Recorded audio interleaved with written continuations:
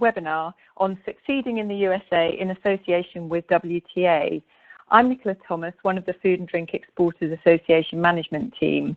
And before we get stuck in, you may not be familiar with Click Meeting, so I'm just going to go through over a couple of housekeeping points.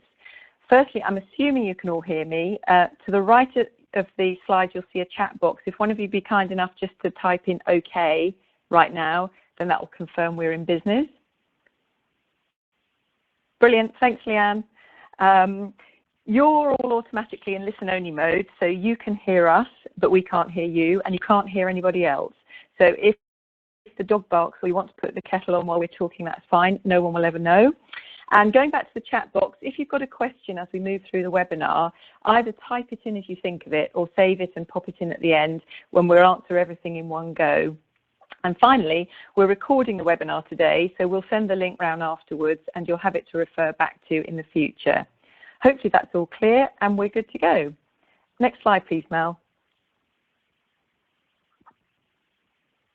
So many of you who are tuning in are FDA members, but if you aren't part of our gang yet, the FDA does what it says on the tin and is a trade-only association specifically for food and drink companies who want to grow their sales overseas. We're all about connecting with and learning from other people in the industry, whether that's feeding your export issues into government, raising your visibility with overseas buyers at trade shows and in our buyer's guide, or networking with other exporters who are facing the same challenges as you at our events and development workshops. A key benefit of membership is access to our bank of professional associates who are on hand to provide export support in a wide range of areas, from logistics to translations, compliance to kosher certification.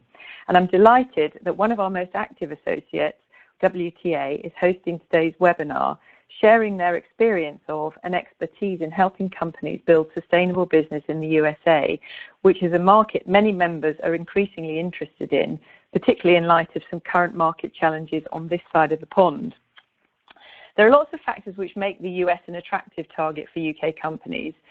After Ireland and France, it's the third most important destination for total UK food and drink and the fifth largest destination for branded goods.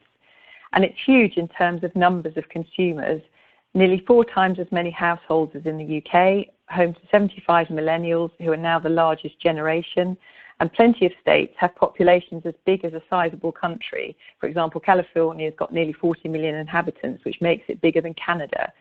And this means that even niche sectors can be of a significant size, so you're very likely to find a market for your products. However, it is a more complex country to tackle, not least because of its geographic size, but also with regards to getting your goods distributed and making sure that they're allowed into the country and can be sold there. So I'm going to hand over to Thomas Kuhn and a team at WTA who are going to share their insight to help you overcome some of these challenges and succeed in the market. Thomas, over to you.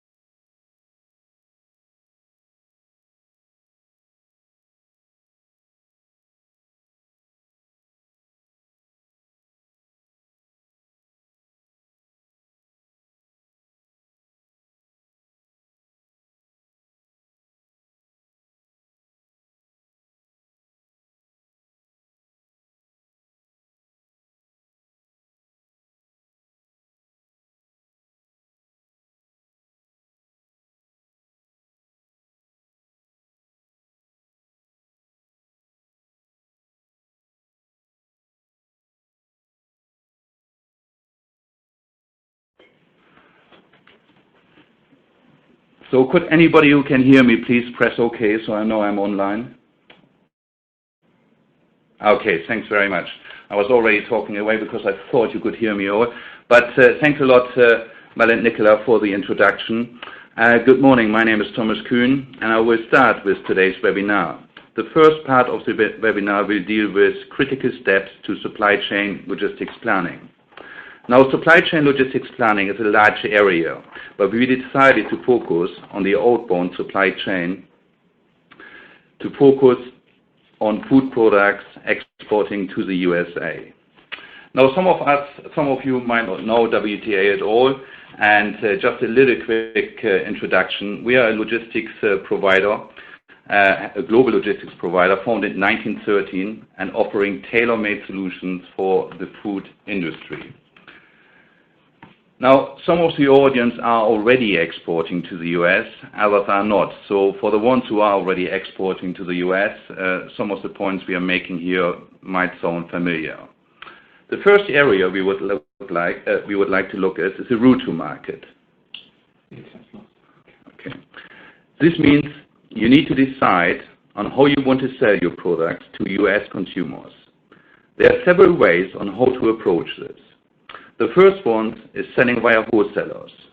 Now, a wholesaler sells many different products, and your product will be part of their portfolio of products.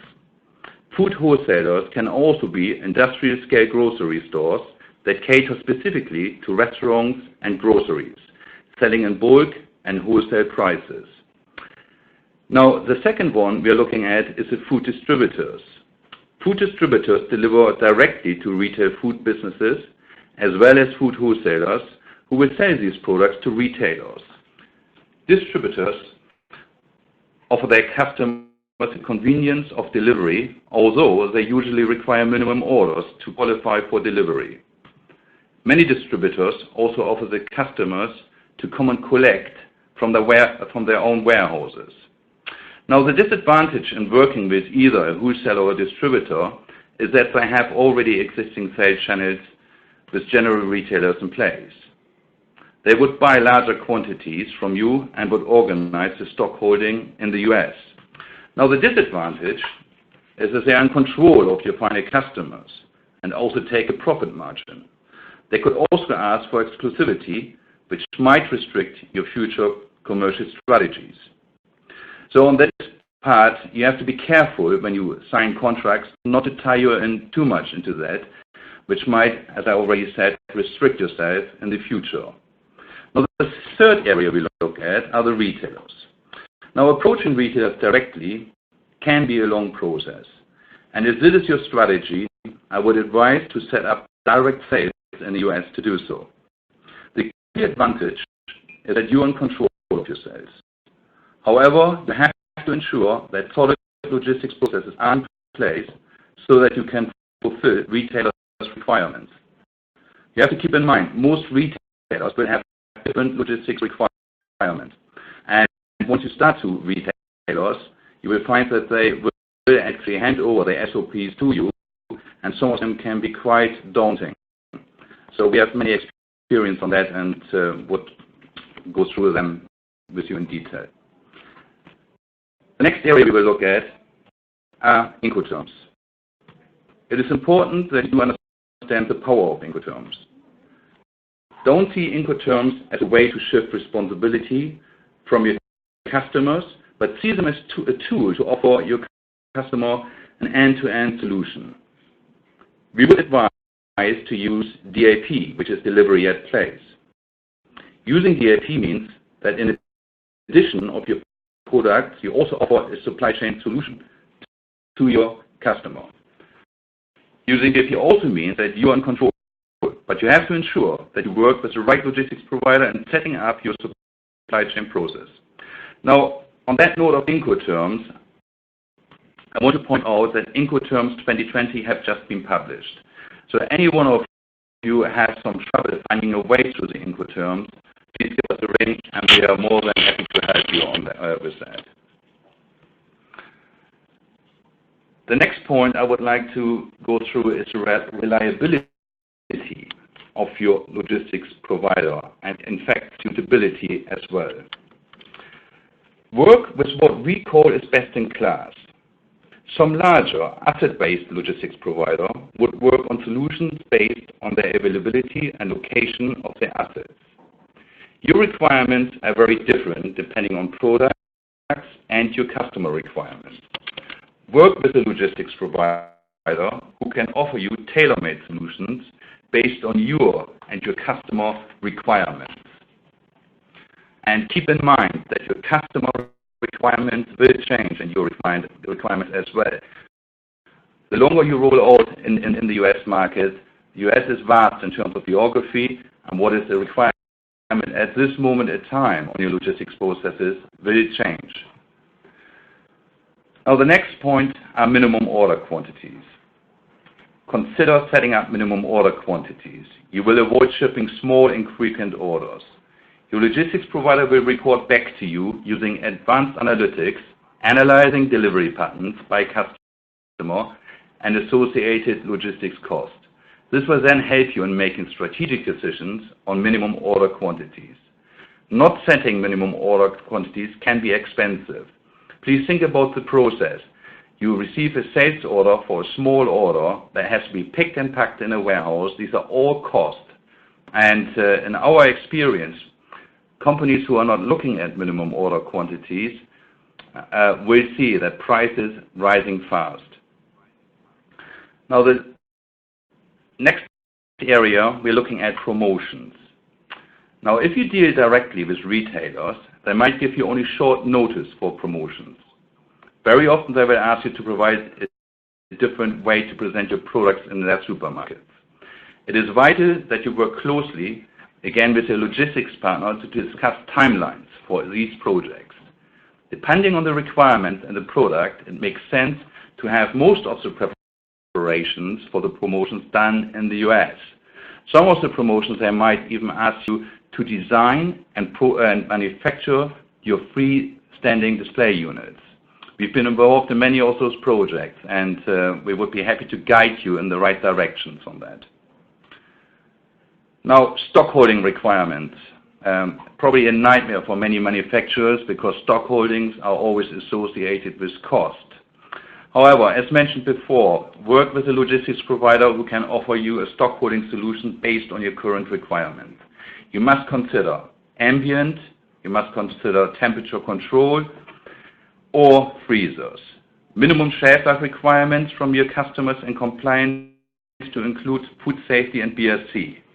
Be aware that your supply chain requirements, as I just said, will change as you gain additional customers in different locations with different requirements. So keep your supply chain always agile and flexible. This brings us into the next points of center of gravity. Now, before you decide on where to place your stock holding operations, ask your logistics provider to undertake a center of gravity calculation. This will save you cost and overall lead times. But as already mentioned, your supply chain will change, and a logistics provider must be able to calculate any deviation in the center of gravity in your business. That could likely mean in future that your stock holding point will change, or you will have to add additional stock holding points to achieve next day delivery. Now, last but not least on my list here is connectivity. Ideally, all of your processes will be linked. This will enable you to have full visibility on stock holding and logistics activities. Orders must be downloaded straight to your logistics provider, who will allocate stock in the warehouses for delivery. You will then have full control of stock in the UK for replenishment, and your commercial team in the US will also have full visibility of products in stock, in transit, and in US warehouses. So at this point, I would like to hand over to my colleague Sam Mitchell to inform you about the importance of compliance and the FDA. Sam, over to you. Thank you, Thomas. I would like to talk to you a little bit today regarding the FDA and the importance of compliance. I'm sure you'll agree it's not the most glamorous topic, but as I'll demonstrate, it's vital to successfully importing your food products into the United States. The Food and Drug Administration, FDA, is a federal agency of the United States Department of Health and Human Services. They must give approval for any food items to enter the United States, and permission is granted on a shipment-by-shipment basis rather than a blanket approval. Each shipment is looked at individually, so just because a product isn't selected once, you cannot take this to mean it will always be the case. Customs brokers must submit the relevant paperwork relating to each shipment to the FDA before it can be imported and sold. After the paperwork has been submitted to the FDA, they will either grant permission to proceed or they may wish to make further checks. The checks may mean submitting additional paperwork, such as ingredients lists, or possibly a physical inspection of the products where they may take samples for lab checks. In addition, if a food item contains dairy ingredients, then we must follow the same process for the Department of Agriculture as well as the FDA. WTA take a proactive approach in handling clearances for foodstuff. We always submit customs and the FDA, and where necessary agriculture, up to 7 days before the shipment arrives in the United States. This means that if any of the governing bodies do select the shipment for a document exam, often we have release before the shipment arrives, avoiding potentially hundreds of dollars in demurrage costs. Part of our proactive approach is making sure the relevant documents are completed correctly at origin before the shipment departs. For example, if a product contains dairy, this may require a vet cert which needs to be signed by a vet at the time of loading in the origin country. If this is not completed, it can have huge financial consequences in terms of customs penalties, but also demurrage charges while trying to resolve this complex issue. It is very difficult and costly to raise documents retrospectively, and this will have a huge impact in your relationship with the authorities and customers. I actually have a story where before one of our clients started working with us, they sent a full container of cooking resources to New York, but did not complete the paperwork correctly and did not identify the site of manufacture. The FDA selected the container for a document check and the shipment was refused entry. The client was issued with a notice giving them 90 days to either return the container to origin or destroy the product. If it was not completed within 90 days, they would have been issued with a fixed penalty. In this instance, the client decided to destroy the stock, which cost thousands of dollars, but also meant an increased number of check containers to ensure they were compliant afterwards. WTA can assist with advising on what paperwork is required and also give guidance on how to obtain the relevant certificates through our extensive experience with many food manufacturers. Part of what WTA offer in terms of visibility is helping to identify trends with items that are being selected for additional checks. Meaning, if you have a product that is typically selected for further checks, you can either factor in extra days into your lead time or, in the case of mixed SKUs, segregate the offending items into a separate consignment. Whilst there are no guarantees, this makes for a much smoother process overall and has been proven to be a good solution for other food manufacturers. Steve will go into this in more detail, so I don't want to steal his thunder too much.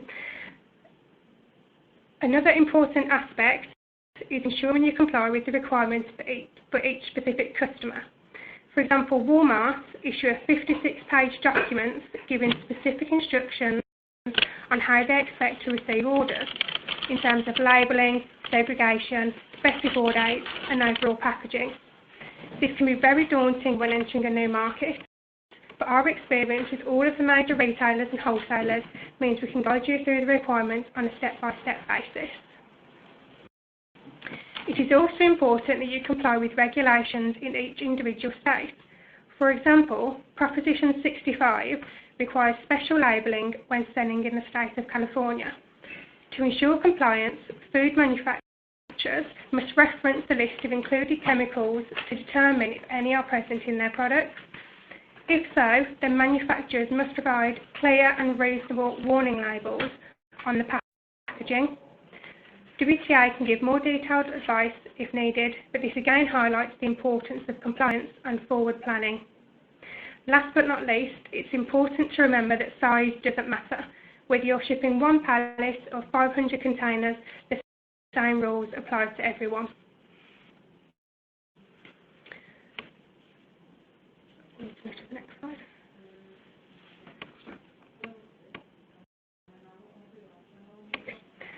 I would now like to talk to you a little bit about avoiding unintended costs in the supply chain. As I'm sure you can appreciate, this is often an area where companies fall down. There are a number of factors which can contribute to unintended costs, but with proper planning and the right partner in place, most of these costs can be avoided. For example, ensuring you have enough stock in a relevant location to service clients during peak season, or if there is a sudden spike in their requirements, maybe because there is a special promotion running on a certain item. Failure to have the right goods in stock will either result in a loss of sale or potentially increased freight costs if you're expediting products from origin. Ensuring you have the correct facilities at the port of entry can be vital. If the FDA decides that a product should be physically checked, this means you are unable to distribute the product until the FDA have granted release. If you have the right facility in place, they will have the credentials with the FDA to allow for the container to be moved off the port and unloaded at the warehouse, where the FDA will visit to carry out their checks. This means that you will not have to pay potentially thousands of dollars in demurrage and key rents. WTA have recently carried out an analysis on this solution for one of our clients, and this process meant a saving of over $100,000 in 1 year. So it's definitely something to factor into your requirements. Another plus point in this scenario is if you have more than one item in a container, but the FDA only wants to check one product, then you can still distribute the released items, meaning you are not short shipping entire orders and potentially damaging your relationship with the buyers. When agreeing the terms with your customer, it is important to factor in their requirements on specific pallets, any special labelling, packaging and minimum order quantities. All of these factors will drive costs into the supply chain. For example, some customers may insist on Pico pallets, which has a higher cost than another style of pallet. Another example is that the delivery cost per pallet will usually come down as the pallet count increases on a single order, meaning one larger order of multiple pallets would be more cost effective than several smaller orders.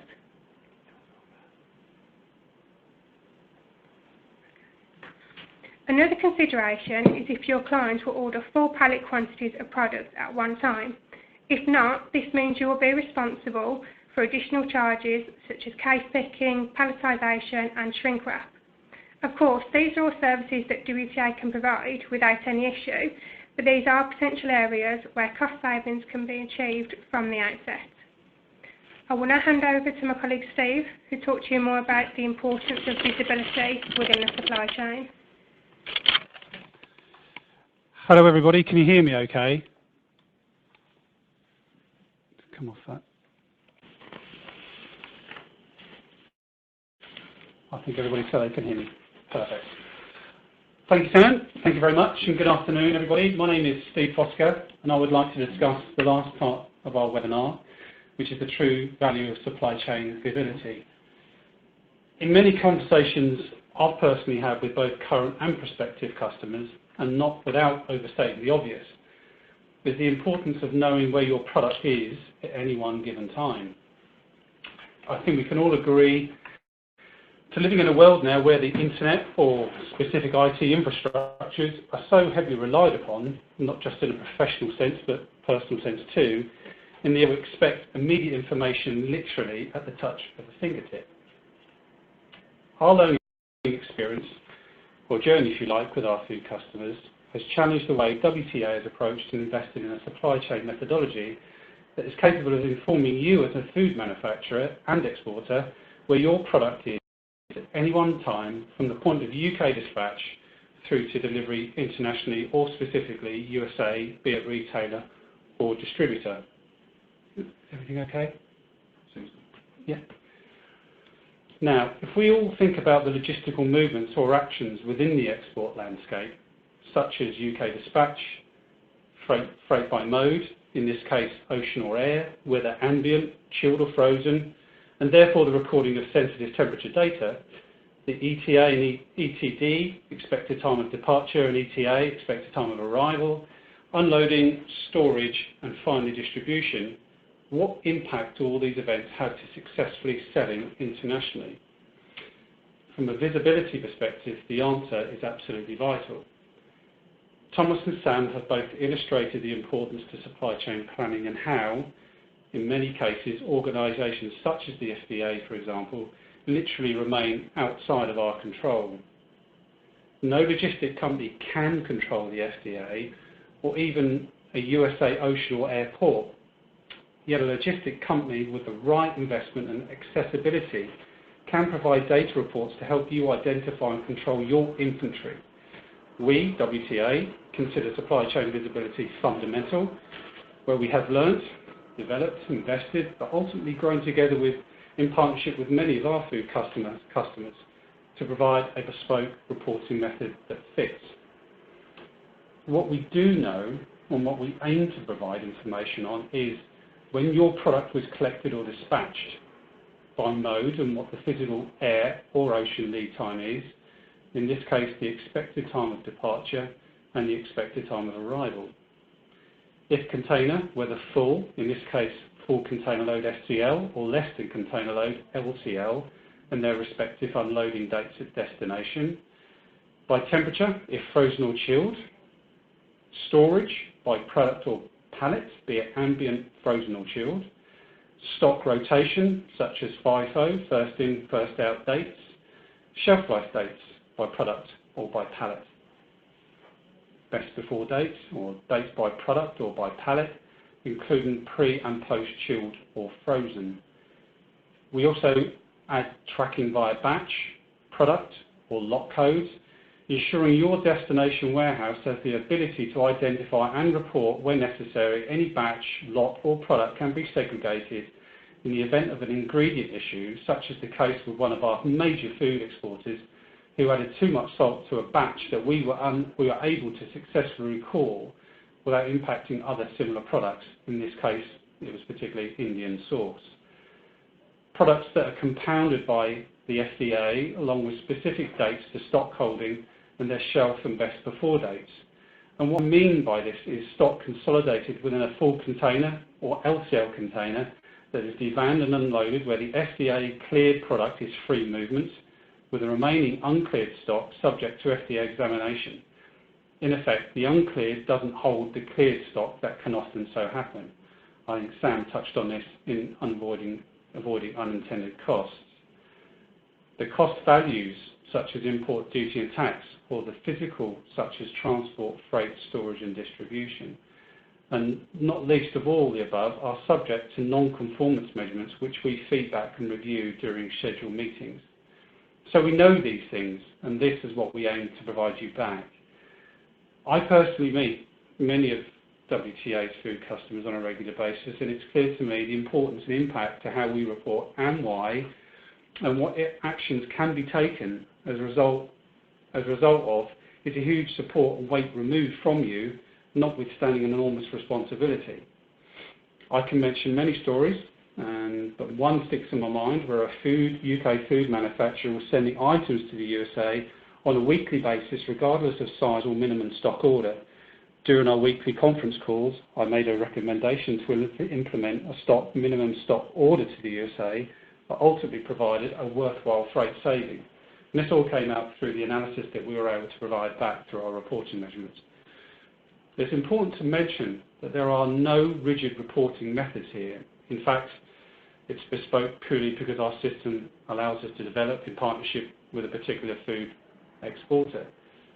We also recognise the importance to having access to each element of a supply chain, and not just the physical, but the financial too, as this will allow you as an exporter to focus on your key responsibilities.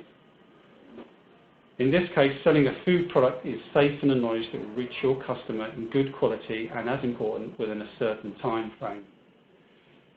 WTA is a supply chain methodology where visibility plays a key part during step 2 and beyond to due diligence and ensure all EDI systems are robust and fit for purpose. I hope everybody has heard clearly what I've spoken about today, and I hope if anybody, I recommend or ask any questions that you may have. Thank you very much for listening to Thomas, Sam and I today. We'll hand you back to Mel at the FDA. Thanks, Steve. Firstly, very sorry, everybody, about the sound quality, particularly while Thomas was talking. We did some detective work during the call and have identified what caused it. So we will make sure that you all get a clean and clear recording of the whole webinar. Thanks, Team WTA. I think it was a very insightful presentation, and recognizing that, yes, there are lots of challenges if you want to get into the US market and build your business there, but also offering solutions which makes those challenges much less daunting. If you've got any questions for Steve, Thomas, or Sam, do type them into the chat box to the bottom right now. In the meantime, obviously, I know you guys work with quite a lot of mid to large size companies, but if I'm only a small company and I maybe haven't even started looking at the US yet, would there be a solution for me if I work with you? Nicola, yeah? Nicola Thomas here, hi. Yeah, absolutely right. I mean, the customer portfolio, can you hear me okay? I know we had some sound. Can you hear me okay, Nicola? Nicola, can you hear me okay? Hello? Yes, I can. Yep. Okay, good. Good. What I wanted to say was the portfolio. Pardon? The portfolio of our customers ranges from small companies who are just starting, looking to export their food products to multinationals, and so we don't differentiate in terms of we are only looking at multinationals. No, in fact, it's quite interesting and quite rewarding to speak to companies who are looking to export and guide them through the process. So to answer your question, we are more than welcome small companies, medium-sized companies, as well as large companies. That's great. Thank you. And also a question that we get asked all the time is, can you put me in touch with wholesalers in the USA?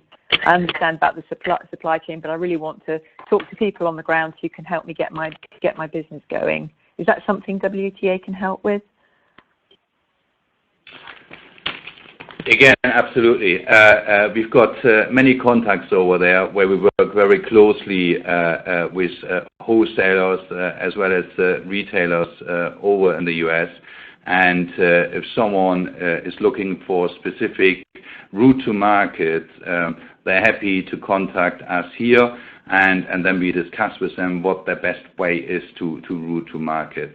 As I said already before, you've got to be careful that we don't tie yourself too much into one route to market. You always keep yourself flexible and agile, so you can also then easily approach retailers directly.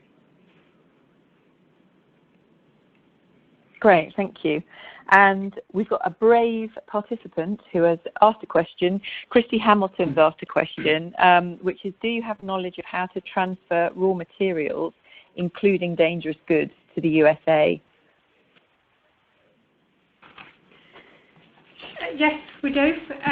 We have a team that are trained in the movement of dangerous goods, so that is not an issue. We can do that by air or sea. If you send us some details, we'll be happy to look at that for you. Great, that's good to know, thank you. I can see a few people are typing right now, so I'm just waiting for their questions to pop up. I think everyone's competing for the chat box now. Just open the floodgates.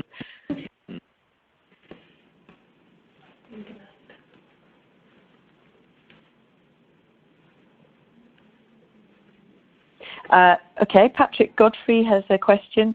Do you have any solution for triangular business to hide the customer and the factory from both parties? Yeah, we call that neutralization, and that is a way we can deal with that in our warehouse in the US, where it's quite common actually, not only within the food industry but in other industry, that we neutralize the product so the customer doesn't know the suppliers and vice versa. That is a common process we can deal with. Okay, and just my own knowledge, in what instance would that be of a required or of a benefit? It is mainly if some companies are the intermediates. They are basically don't want their customers to know where the products are actually coming from, the direct suppliers, and that is when these things might happen. Actually, it's just a commercial decision what that brings. Okay, and Patrick's had an addition to his question saying, does that hide everything? For example, a health certificate that may be shown to a factory. The health certificate would be kept in-house between WTA and the governing body. It wouldn't necessarily be something that we shared with the warehouse concern, certainly not the end customer. So that would be some detail that we have as the broker, but it wouldn't be information that needs to be shared with anyone else outside of the governing bodies that would need the information. It wouldn't go to an end customer, the health cert. Okay. Hopefully that's a comprehensive answer, Patrick. I'm just wait for another second because I can see somebody is typing. Just give him a chance. Patrick's come back to say that that's answered his question. I'll just give it another minute.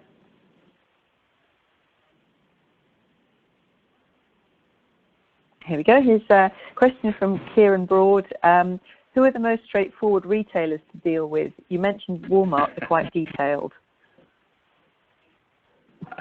Yeah, I think that might be something which is a little bit difficult to make comment through over a vast audience now. But I can tell you one thing: no retailer is straightforward as such. We will always get SOPs. I mean, we work with a lot of retailers over there. The SOPs sometimes can be quite mind-blowing, and it's also because of the size of the retailers. You have to ensure that you keep to your contract, because if a buyer, for example, makes a contract with you and the buyer would leave, you probably lose all that time because they have to re-engage a new buyer, and you lose a lot of time. That is one of the main obstacles to overcome. But in terms of the SOPs, most of them have different SOPs in place in terms of requirements, and so we would discuss it with you on a one-to-one basis rather than over the phone. Okay, thank you. And another question from Joanne Alexander-Seff is, she said that she missed part of the presentation, and can you dual EU and US label on food products?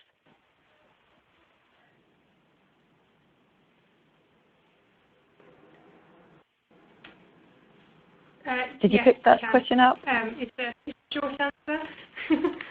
Just looking. Yes, that's not a problem. We have many food manufacturers in the EU that have dual labelling for the US.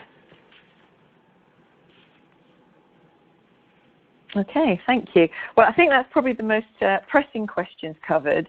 But if you think of anything else when we sign off, either email me and I'll pass your query on, or come along and talk to the WTA team at Anuga next week if you're going.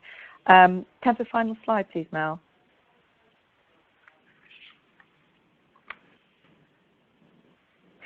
Yeah, the team from WTA is going to be at Anuga next week, and they'll be hosting a networking breakfast on the Tuesday morning in the British Pavilion Lounge in Hall 10.2. So you can come along and meet them there with all your questions, and I'm sure they'd be delighted to talk to you in more detail. They're also going to be, along with some of our other associates who specialise in customs, currency and labelling, on our Brexit Advice Hub, which will also be in the British Pavilion in Hall 10.2, along with the FDA team, and we'll all be on hand to help you with your own Brexit questions. An important thing is we're encouraging international buyers to come along too, to reinforce the message that Britain is very much open for business. Our colleagues at PS8 will also be running the British Pavilion at Winter Fancy Food in San Francisco from the 19th to the 21st of January next year.